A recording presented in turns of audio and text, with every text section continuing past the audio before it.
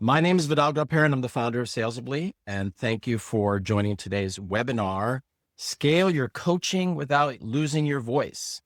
This webinar is primarily targeted towards sales trainers. If you have questions, there's a section for questions at the end. You can also drop your questions in the chat. And I have with me here a few trainers who've used the platform, Michael McGowan and John Greaves, who are also, I'm sure, would be happy to answer any questions that you have. And the presentation will be recorded and shared afterwards. So just get started here. So let me describe a situation that you probably know too well. You deliver a training, you get a standing ovation, people love it, it's the best workshop ever. Maybe the next month, you get an email from someone at the company, a VP, that says the team loved it and they're seeing some changes. And then months pass and time passes. And at month 6, you get a message, hey, can you come back to do a refresh because, things aren't sticking. We had to hire new salespeople, etc. So you basically spent 6 months and got right back to zero, which is not scaling. It's just running in place. And if this sounds familiar to you, I've heard this story from many sales trainers, then this webinar is for you. I'm going to jump right in and show you what's possible instead. So I want you to watch this. This is going to be a sales rep practicing delivering a pitch for a fictional company called Ecosphere. The sales rep will be me. So I'm going to play a video for you. I'm going to stop it in certain places to call out some things. And what you'll notice here is that the rep is not watching a video. They're not reading articles. They're actually practicing. And the AI is going to tell them what it wants them to do. The AI is going to speak with them, listen to what they have to say. And it's not just going to record what they said, but how they said it. And it's going to give them feedback on what they said. So let me switch over to that. Can you see this here? Okay, so we're going to play this video from the beginning.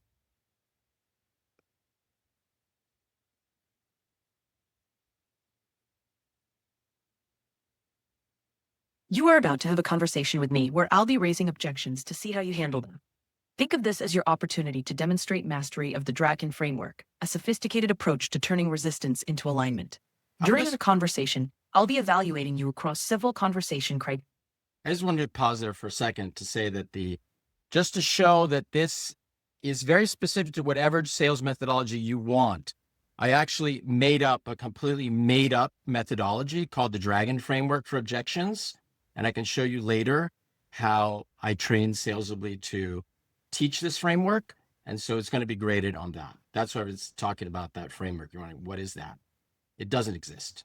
It's one that I created. Resistance into alignment. During our conversation, I'll be evaluating you across several conversation criteria.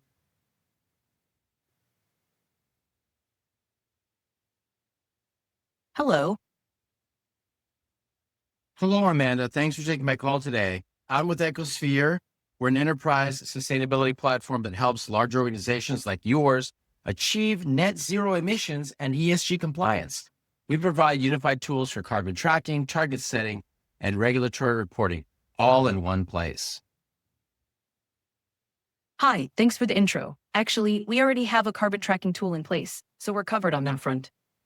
I hear that from a lot of leaders like yourself. Most companies start with basic carbon calculators, and that's a smart first step.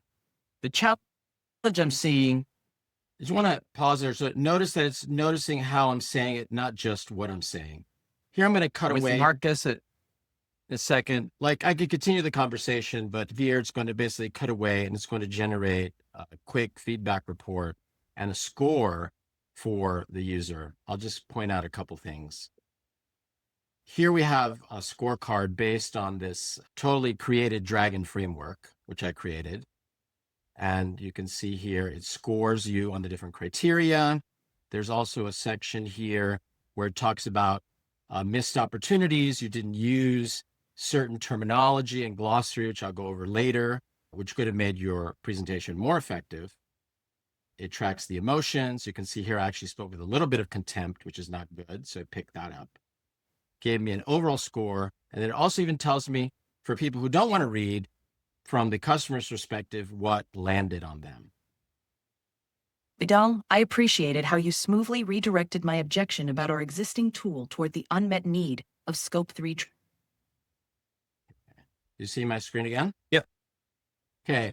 So basically, this rep, is going to do this 47 times before they practice with a real prospect. The idea is that you can practice this before burning leads with real prospects. And you, the sales trainer or leader, actually, you'll get to see, if you see my screen here, all the results on a screen without getting on a plane, without going to see them. All right. Why does training fail? I'm sure you all know this. There are lots of reasons. We could talk for a whole webinar on why traditional training doesn't stick and doesn't work anymore. The first thing is the, forgetting curve, which is that research shows that 90% of things are forgotten with 1 week if they're not reinforced. Secondly, you can't scale your one-on-one training, right? Coaching and training requires your personal attention, and that caps your revenue close to your available hours. Workshops create knowledge, but not fluency. You can explain your methodology all day in a classroom, but when someone's on a real call under pressure, they'll revert to their old habits. And practice also needs to be distributed over time. Spaced repetition, their scientific studies show that long-term retention increases to over 200% if you practice over a period of time. Now, if that wasn't bad enough, there's other aspects of things that are changing. Young people learn differently. Young salespeople today won't sit through lectures or videos. They grow up on things like TikTok and Instagram, which are very short. They also aren't used to even speaking to people. Young people are used to texting. When's the last time like a 20-year-old person called you on the phone? They just send text. So they're not even familiar with how to hold conversations, pick up social cues. And in addition to that, they don't send emails either. So they don't know how to send a professional email because they just text. So there's a lot of things that people need to be taught now, which they don't know. You've probably tried some things, right? You've tried different LMS platforms and, but they'll just watch videos and maybe they'll take tests, but they don't practice if they even watch the stuff. There's video courses. You can write books. These are passive, for some people boring, not a lot of retention. You could run more workshops, but that's the same problem. You just have more travel time. And again, your time is limited. You could hire junior trainers, but that can dilute your methodology. So that's another tough way to scale. But none of these solve the practice problem. They're all about delivering more content in different ways, but the problem isn't about content. It's about practice, and not just any practice, but what we call a very guided practice. I could talk a long time about this as well, but we'll just talk about AI. And by the way, when you're trying to figure all this out, there are a ton of AI companies building coaching tools and lots of other tools that are positioning themselves as your replacement, okay? And that's not because AI is better at training or selling than you. It's because AI scales and you don't yet. So what if your clients could practice your methodology 24/7? What if you could see exactly who's fluent and who's faking it? What if every client had a customized version of your framework, and very customized, I'll show you. And if you could earn recurring revenue instead of one-time engagement fees. That's what we built in Salesably. Just to show you the shift, the old model is you deliver one-time workshops. You hope they remember. It's limited by your time. You have one-time revenue. And in the new model, you have continuous practice. You know that people are fluent. You can certify it. It scales infinitely, and you have recurring revenue. So this isn't like an incremental improvement. It's a completely different business model for you. And so what do you get like in Salesably? Here's the key. Every client gets their own customized practice studio. And here's the process. You upload your methodology plus their specific materials, their website, sales decks, even YouTube videos. We build practice scenarios and personas with the help of AI, not generic stuff, very specific to your framework and their industry and company. Okay. You get a living playbook. Okay. Client launches a new product, you update the scenarios. The market shifts, you can update the personas. As people practice, you can update the playbook based on results that people are having. So it's like a feedback loop you can create. And speed, you can have this ready in 24 to 48 hours. So again, every client gets a differentiated practice studio. It's not a cookie cutter program. It's yours, it's customized. And you get data showing exactly who's practiced, who's improved, and who needs your coaching. And you go from delivering one-time workshops to practiced methodologies. I'll give you a little bit of a tour, but Salesably, I can show you here. So here, we're in the Ecosphere studio. So you can have a studio, again, for each customer. This is a made-up company. And so I'll just show you some of the highlights. So there's a home screen. You can create learning paths, onboarding paths. We have personas, and you can use AI to create personas. We have a very nice structure for personas, and people can practice against. There's a playbook, and this playbook is like a living playbook you can practice against. You can upload different materials. These are documents. We could talk more about, there's glossaries, there's terms that you're supposed to use, things you're supposed to say, not say. I want to show you some other stuff here. There's examples examples of pitches, for example, and this actually comes from a simulation that someone ran that was successful. So as people and your top performing students perform stuff, it can feed back into the studio. So you have that. Oh, I'll show you, let's see, under content. If there's something someone would like to see specifically, I could point it out. This is the made up Dragon framework. And so I can ingest this into the system and then teach Salesably to grade against that or whatever methodology that you specifically have. Let me move on. Let's see.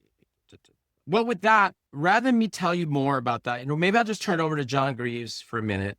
John, maybe you could share a little bit of your experience with Salesably. You've been having a lot of success with it. Maybe just say a few minutes. I've been working with this now for a year, and it has completely revolutionized my business. I've had the most fun working with clients in this last year. I've dramatically increased the size of my business, particularly in the recurring revenue side. But I've also opened up some doors to clients that I had previously not even targeted due to their size and my size.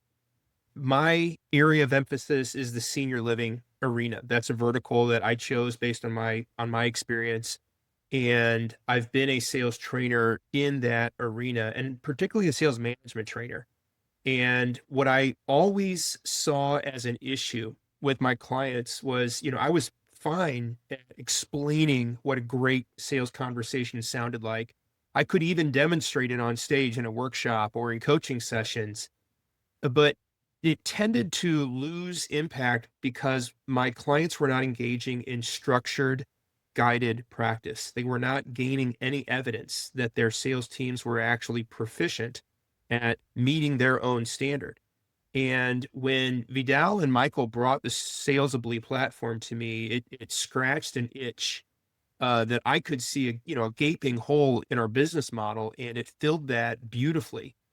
So we structured our client engagements around a component of guided practice using the Salesably platform, and we built a lot of our content directly into the platform.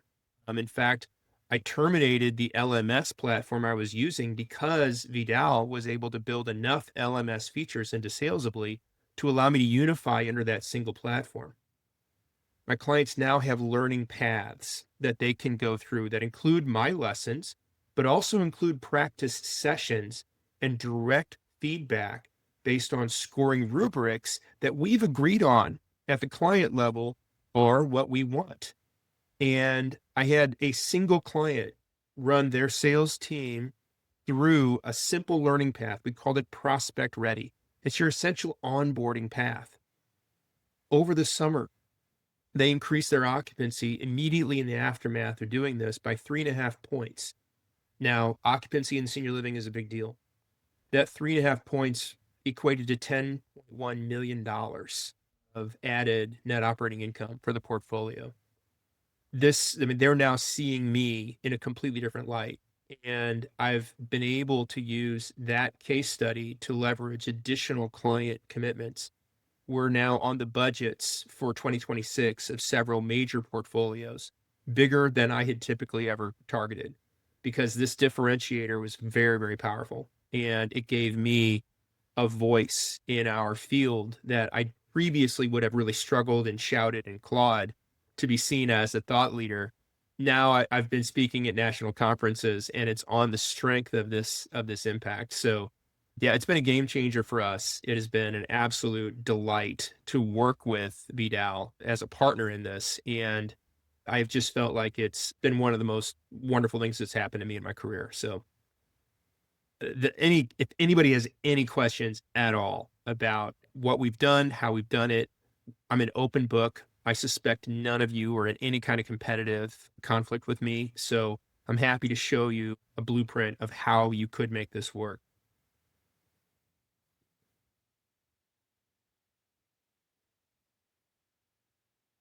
Thank you, John. Michael, I don't know if you'd like to say a few words, like your experience with the platform. Yeah, thanks, Vidal. So my name is Michael McGowan. I'm based in Dublin. So I've been using the platform almost for 2 years now, but I made my first sale in April 2024.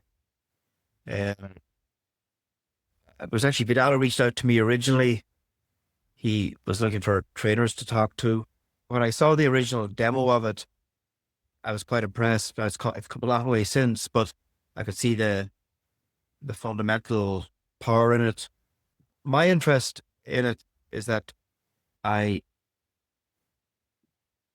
way to say this, I was never a huge fan of sales training in some ways, which might sound like a complete contradiction, but it's very hard to train salespeople so that tomorrow they would do something that's different than today. They might know something different, but they might do something different. So the idea of being able to enable a company to build what I call a practice-led sales team, that to me will be in a hierarchy, that's the highest level of sales team. They're actually practiced. Yeah.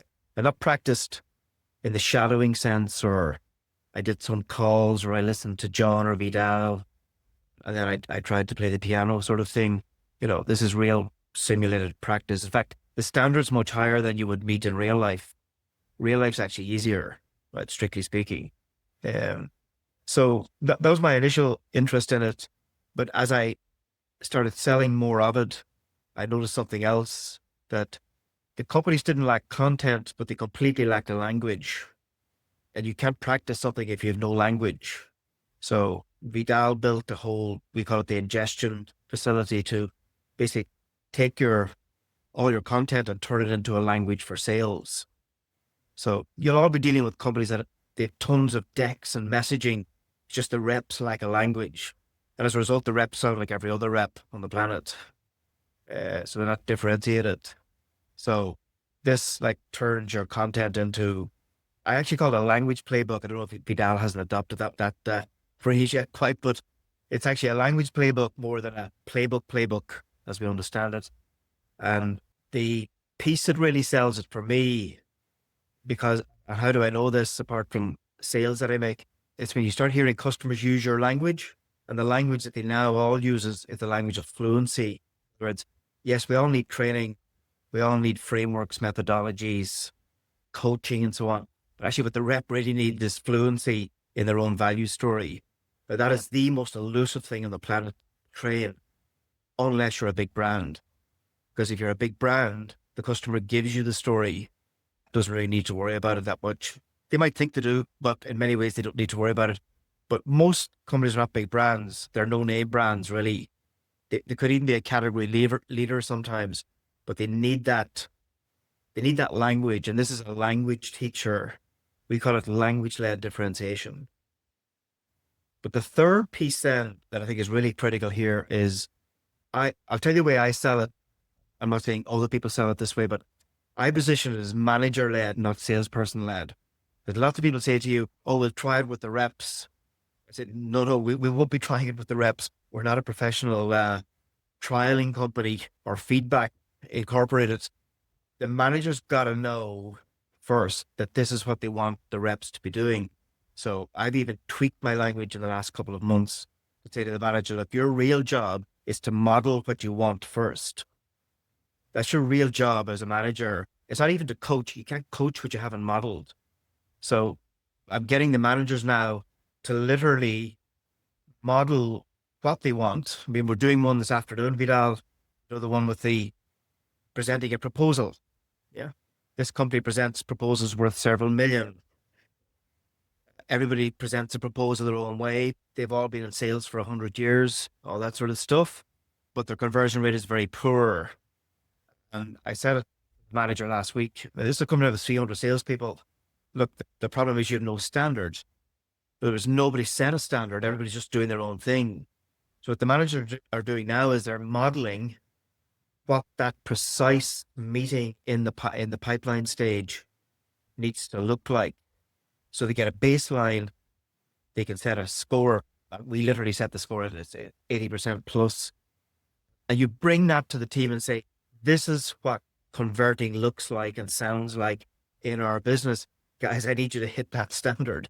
If a rep says, well, I know it anyway, I've been around so long, I've been around since the war or whatever. Yeah, but your pipeline doesn't tell me that. Yeah, your pipeline tells me you're just saying whatever. That's where the change comes. It is a bit challenging for managers as well, because sometimes the manager is afraid to do the modeling, but we're not asking him to do a role play. We're just saying, sit at your desk behind the scenes and start setting some standards here for your team. I'll just finish off on one piece of it I think it's important to say, because this is a piece of technology. There's loads of role play tools out there. Actually, people come to me quite frequently with their new role play tool. And the moment they say role play, I've lost interest anyway, because I'm not interested in role play tools. I want serious practice tools, not toys. And from the start, we made sure that this was built with tech and subject matter. They were equal partners in it, because so this would have a lot of SME subject matter expertise that sales trainers like yourselves would actually appreciate. It's a quality product under the hood. It's not, look at my latest tech gizmo, blue button. We have some of that in it as well. Yeah. But the piece under the hood, we sometimes call it the language engine. It's very strong. For example, if you wanted to analyze recorded calls, you can build a very strong scorecard or rubric underneath. Crucially as well, companies can build their own, in other words, set their own standard. So what they actually do is they look at the standard we have, and you'll know this, guys, working with clients, they always want a variation because everybody's different. They may not actually need the variation, but they can actually build their own rubric and say, when we listen to a call, these are the criteria we want to use. That's extraordinarily powerful when they see the result coming back at them, because it's their standard now that they're promoting. So just to summarize, I think this is bringing a whole new standard, a new model, a new way of thinking about it, bringing sales capability to your team. And it's been very good for me and John. And I think we each have certainly different businesses today. Our business is going in a different and much better direction than just having a training or consulting business. That's my rant. Yeah. It's great. No, thank you. Thank you, Michael. Yes. To underscore that point, like, we built the platform, based on, you and John and other sales trainers that give feedback have a ton of experience in it, right? So it's not just some shiny, cool thing. Like, if you actually look at it, there's a tremendous amount of depth, and we're always trying to make it better. I really appreciate that and everything you guys have done. We'll just wrap up here in a second. Let's see, share my screen. back to full screen. Okay, if you can see that. What does this mean? So first of all, you'll be able, using Salesably, to stay relevant as AI transforms sales and sales training. You're not going to be fighting AI. You're going to be using it. You're going to try to get ahead of the curve here. And like I said before, there are a lot of companies building these kind of tools to put you out of business. We are working with you to try to deliver something really great. And this will allow you to scale your business without diluting your methodology. You'll be able to serve more clients without sacrificing what makes you valuable and unique. It gives you a platform to create recurring revenue and continuous value, not from one-time workshops that you have to do every quarter. And the ongoing skill development that your clients can experience will give them more and more value month after month. And again, we're here to partner with you and to amplify you. You can book a customized demo. Here's a QR code. You can also go to salesably.ai/book a demo. So yeah, to create a customized demo for you. But yeah, you'll find the system is very practical. I think, Michael, were you going to say something? Just probably say that in terms of selling it to customers, there's lots of different ways to sell these things. There always is. But if you run a live demo with a prospect, it's actually easy enough that you could spin up something in advance that will be just customized enough for them, for example. Yeah, it's not that difficult to do that. So I often run a live call, with a persona that I would know suits their business. And then the bot, as we call it, asks the question. I ask them to answer the question, and they realize pretty quickly, I know the answer, but I don't know the answer immediately. So they realize there's such a gap between what you think you know and what you're actually fluent in. That's probably the best sales piece of all, because they realize, and that's usually the manager, by the way, not the rep, realize that we really don't have the practice and the fluency in the business, which means they're underselling their story, no question. And when you can show that to someone, it's a question after that of, what am I going to do about it? So it's a very practical tool like that. You could theorize about it forever, but just switch it on. And that's what I did it with Vidal at the start. He just switched it on and said, Michael, talk to us. I don't know if you remember that demo, Vidal, you probably do. It was December 2023. And that's what we did. Because if it didn't work at that level, none of us was going to be interested in it. But it worked immediately. Yeah, you could see the benefit. So it's a different, you're bringing different value to the market, Jose, straight away. Yeah, and by the way, something else I've done is I've used it also to run live training sessions. So I've used it in the classroom, and that, because you can type in as well, you don't have to be talking to it all the time. And that was really interesting. That will actually add value to your training. You can add money on the day, yes, because it's a whole new level of experience, and they're not going to resist it. And it's good fun as well. A lot more fun than listening to me. We were also one of the insightful moments that I had. We walked through building a custom studio for one of my larger clients, and the head of sales and marketing had a standard in mind. We were able to get that standard into the studio, but then when she ran her 8 regional sales leaders through, because we always do leaders first, none of them passed. None of them, her own internal standard setters, passed what she believes their company standard to be in their first round. They were not aware that there was a particular way that they wanted certain things to be communicated. They immediately adapted. They immediately saw via feedback what the expectation was. They became experts very, very quickly. But then as they worked with their sales teams, it created a much, much more unified approach, and it was evidence-based.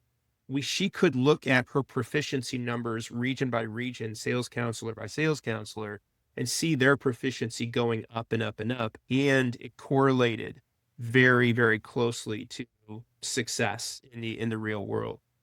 So the fact that it's gathering evidence all along the way, and it's showing growth all along the way, that's led to a renewal for this next year at a higher rate than what I was charging. The other thing that you may be interested in is it's collecting transcripts and recordings of every scored session, which means at the end of a year, you can ignore all the scores. Just take a look at who your absolute top performers are. You now have a very standardized database of the things they say and the way they say it. You can do look back analysis now and see which of these elements do we want to do that becomes a new best practice. And now you've informed your playbook, and the whole company can now take advantage of that insight. So yeah, thanks. I just wanted to take a few moments just to say this is really worth investigating. So, Vidal, yes, could I take the screen? of course. Because myself and John have so much experience at this stage that it's hard to know where to begin sometimes, but it's just something John said there. I just want to pick it up that this has also led to, if like, new metrics. So new language. I use a piece of language called time to fluency. So how many attempts does it take to go from, you'll see here, 15% in an exercise or an assignment, but that could be a tiny piece of the entire sale to get to, I think it's just short of the 80%. I think it was 78%. Yeah. And this is what happens. So a good way to think about it is you have a new hire starting on Monday morning. Notice the question that we're asked, what do you do? Yeah. The most treacherous question on the planet to answer well. And there you can literally see it. Yeah. I'm just imagining the rep starting at 9 a.m. Monday morning, say, get all the introductions. We can start you with a question because we want to get your baseline. We want to see just how you answer it. 10, 15, 40. He was getting the hang of it then. So notice 40 to 63%.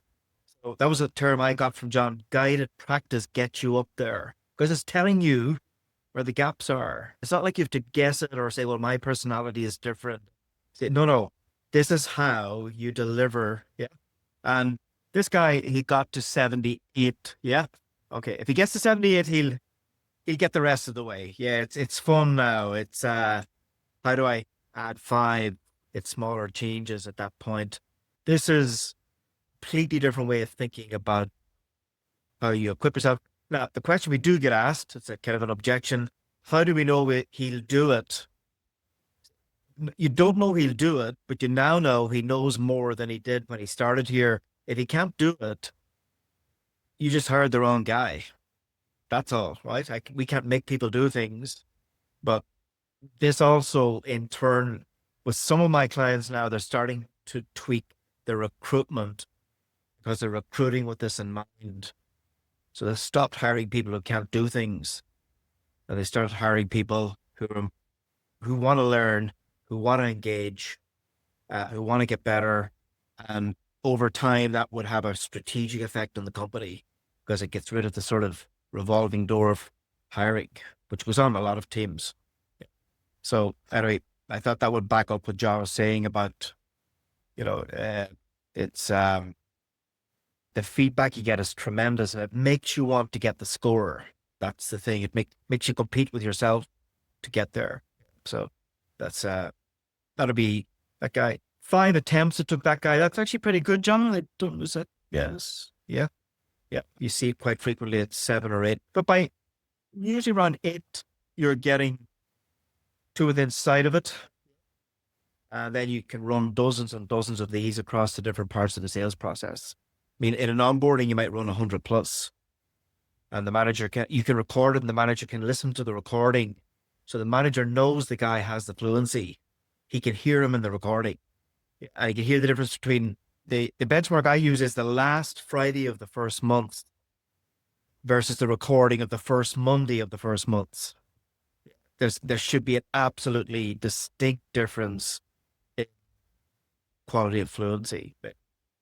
It's a completely different, better way to think about the world. Sorry, Vidal. I don't want to take over. No, it's fine. No, really, I appreciate you sharing like these real world examples because it's like a real system. It's quite challenging. We've made it challenging on purpose, not trivial. It's not like a toy sales training. No, everybody doesn't get 90%. Yeah. I will share out the recording and feel free to book a demo as well. Okay. Thanks, everyone. Thank you.